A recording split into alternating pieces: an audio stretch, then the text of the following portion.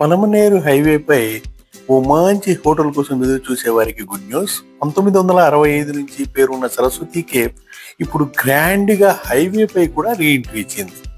రుచి అబ్బో, చట్నీలు 3 రకాలు, కొబ్బరి చట్నీ, ఎర్రకారము, గ్రీన్ చట్నీ. అది కాకుండా ఈ చిన్న ఉల్లిపాయలతో సాంబార్ తింటే మాత్రం ప్రయాణము బ్రహ్మాండంగా ఉంటుంది.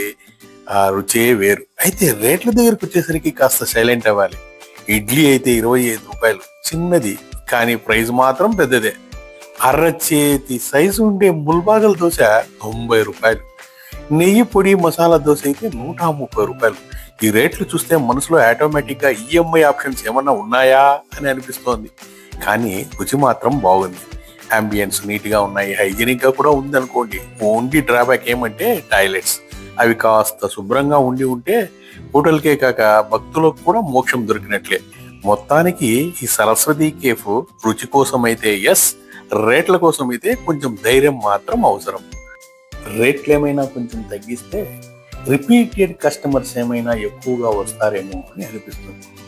ఏమైనా ఒక మంచి వెజిటేరియన్ హోటల్ అయితే మాత్రం మనకు ఈ పలమనేరు హైవేలో ప్రస్తుతం అవైలబిలిటీలో ఉంది. ఈ తిరుపతి వెళ్లే ప్రయాణికులకు, బెంగళూరు ప్రయాణికులకు ఇది మంచి ఆప్షన్, రేటును మనము పట్టించుకోకపోతే.